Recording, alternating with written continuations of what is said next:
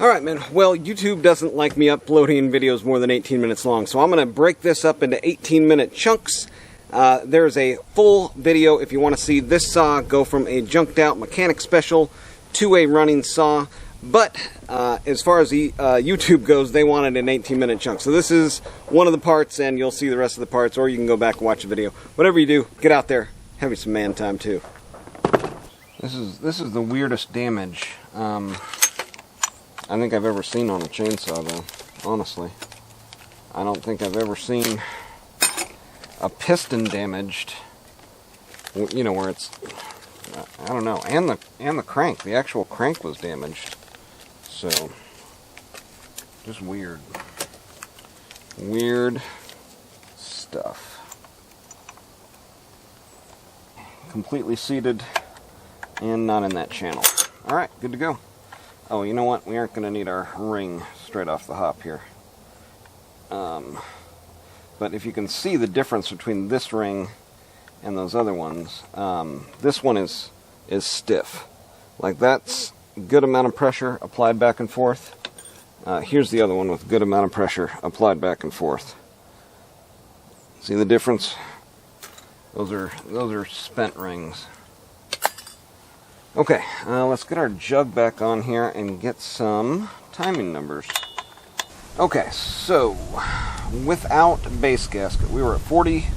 I was generous and gave it 45 with the base gasket. We'll check it in a few spots here.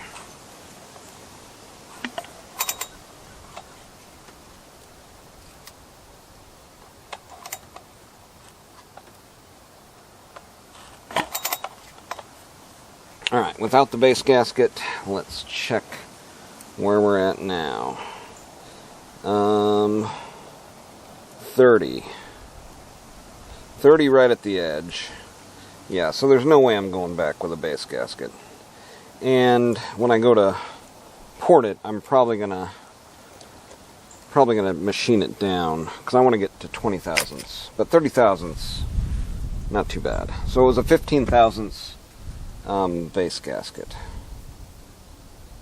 that wasn't installed properly. Okay, next, let's hook up our timing wheel and get some timing numbers on this thing, huh? Okay, if you've never taken and put a timing wheel on your saw before, this is just my setup, but basically I've got a cheap, locking chuck that I got off Amazon that I can then screw something in the back of.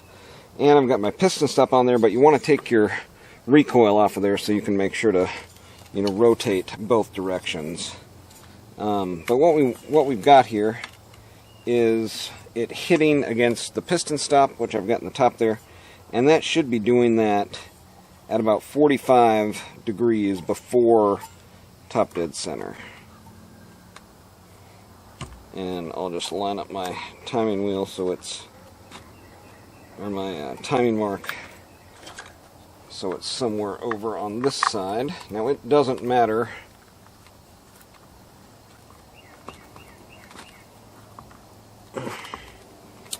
it doesn't matter where this is, but just know that this is going to be your tool to line up your saw. So rotate it around and just kind of see, where we're at here. Alright, so that is going to be eventually what I want to see top dead center. So, let's see. It's hitting this way, wanting to come up to top dead center. So 45 degrees-ish before top dead center. Let's lock this down. Alright, so we got 40. And 44. I'm looking for 42.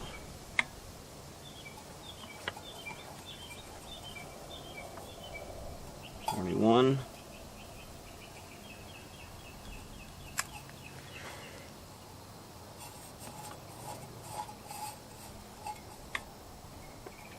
$41.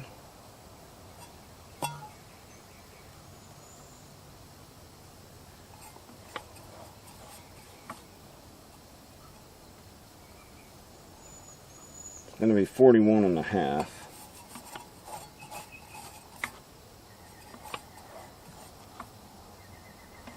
Alright, 41.5. We're centered up. Let's start with our exhaust duration. Now, and just to double check, I'm going to look in here and look at top dead center, which seems to be right about there. Yeah. And those new seals are nice and tight. Alright, exhaust duration. Where are we at here? Flashlight? Yep. Black one, should have never got it. Let's see where our exhaust opens. I'm going to duck in front of you here. And you want to rotate the way that the piston, the way the cylinder is normally going to be rotating. Alright, first ray light right there, 81. 81. Whew. Whew. You're going to be a hot little saw. Holy smokes, I wouldn't have wanted to change that anyway. Exhaust opens at 81, which is a duration of 162. That is one spicy little number. Okay, let's continue on. We're going to rotate down until we see the transfers open. Oh. Let's see here. That's when it cracked. Let's see when it cracks open here.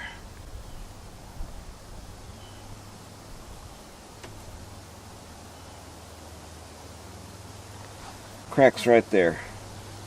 80. So between 80 and 81 for a duration of 161. Well, that is perfect. I wouldn't have wanted to touch that anyway. No wonder you're a spicy little saw. Okay, now we are rotating down and seeing where the transfers open.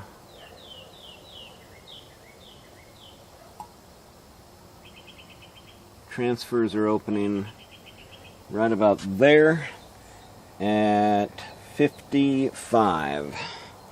So from 80 to 55, 55, 65, 75, 80, 25. Intake. No wonder this is the perfect saw, because these numbers are ported numbers. This is exactly what I would go for. 80 degrees on the exhaust roof, 25 degrees of blowdown, and now intake timing. I'm going to pull this off of here. I've still got the boot on there. That's no problem. I can still see exactly what's going on here. Alright, intake opens right there at 79. No, sorry, 74. 74. 74 is when it opens. Let's see when it closes.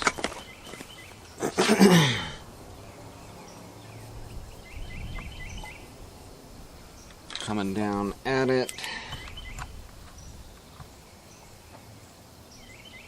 Closes there, and that is, yeah, 76. So roughly 74 to 75, or roughly 75. So 150. Alright, so here's our timing numbers. Again, we had stock squish, 045. Now without the base gasket, we're at 30. 30,000 squish, 161 on the exhaust duration, 25 degrees of blowdown, 150 on the intake opening. So this is going to be a spicy saw right out of the box. It's a no wonder. Okay, I'm going to get this all broke down, get ready to put it back together. Alright, well, there's no good vantage point here, but I got my silicone sealant on there. X-Star, that stuff is excellent. I've still got everything, in the configuration that I took it off of there. So, at this point, it's pretty simple, and thank you again, Reveller Saws, for this ring compressor. Still going strong. Double check. It's going to squish out on the inside anyway, so, that's what it is. Okay. If you can get down and look at it from the side, it's much easier.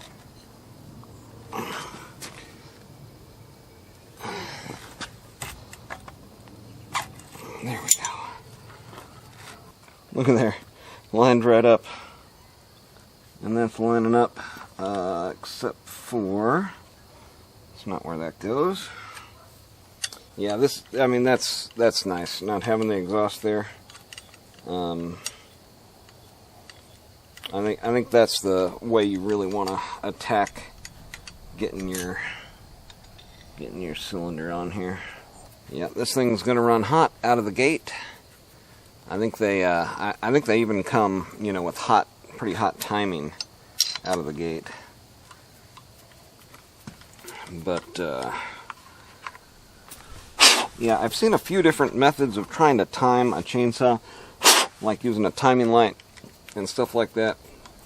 It's just not all it's cracked up to be. I mean, you really need to have a, you know, degree wheel, or have degrees marked into your flywheel with something on the case that you know, shows where top dead center is, and then, you know, some 5, 10, 15, 20 degree timing marks.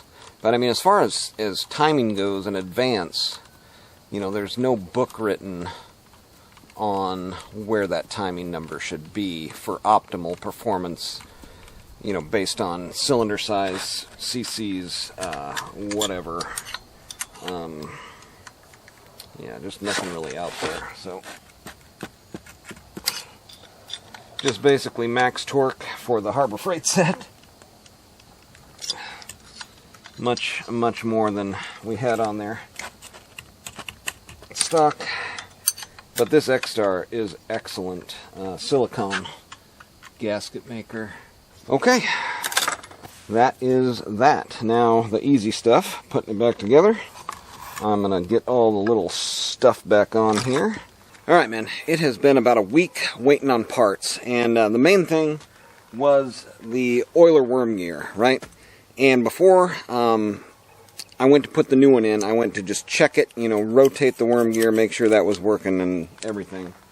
I had already taken the oiler gear apart once and cleaned everything out, blew everything out, put it all back together. It seemed to be working, but then all of a sudden, like, it wasn't, right? Like, I went to turn the oiler worm gear and it was just locked up. So I'll show you what I found here. Actually, right in here, let's zoom you right in. Right in here, there was a little ding, and it had kind of folded over one of these edges. So I just went in there with a screwdriver, kind of like opened that up a little bit. Now let's see if it is going to work. And, you know, this should be super easy. We got it in there, and yeah, now it's rolling really nice and easy. So that is probably something the last person missed, you know, when they put that new gasket in there. That got dinged, and then it just blew that worm gear apart. So again, attention to the details, little things like that can really bite you. One other cool thing that I found out, and this, I mean, this saw, so this is an example of how worn this saw is. Like, right there is the wear spot where it's been, you know, wearing on the piston in there. Clear, you know, all the rest of the way around and in there, but yeah, nice big wear spot. But what I found was about 2.5 turns from fully engaged is the maximum you want to turn out this this oiler. At about 2.5 turns, the peak of this adjustment cam is met at 2.5 turns. So that's what you want. It rolls all the way up in there, and then it rolls down to meet up with the edge to get maximum travel. But I just want to make sure I'm not on that edge, right? So I'm going to put a little dimple on this side where I can visually see like where that wear mark is, and then not have it seated so it's indexed toward the oiler. Well, I was able to put a mark on there to index it away, and I've been using this thing like my own personal fidget spinner now for the last 10 minutes while I ran a magnet all over the ground to try to find this little guy. Yeah, so the way that you don't want to do this, I guess, would be to put a screwdriver on it and just with one hand try to flip it up and over. A much better way would be to hold it with your finger as you twist up and push in. That doesn't allow it to fly into the abyss. But let me get this put back together. It is rotating freely, and let's see here. I think it's this way. Rotating out where stuff was kind of, I could see it kind of bubbling up, you know, so I knew it was pushing to the right spot. Let me get this back on here, and then we'll talk about total cost of this project. There were several parts that I was waiting on, you know, to include this worm gear. And those things are pretty tough to come by. I actually ordered another OEM oiler also. And a aftermarket kit one to see which one would get here faster. Also ordered a new clutch. The wrong one came, you know, so it's kind of like you get into this kind of funk when stuff doesn't really go right, or at least I do, you know.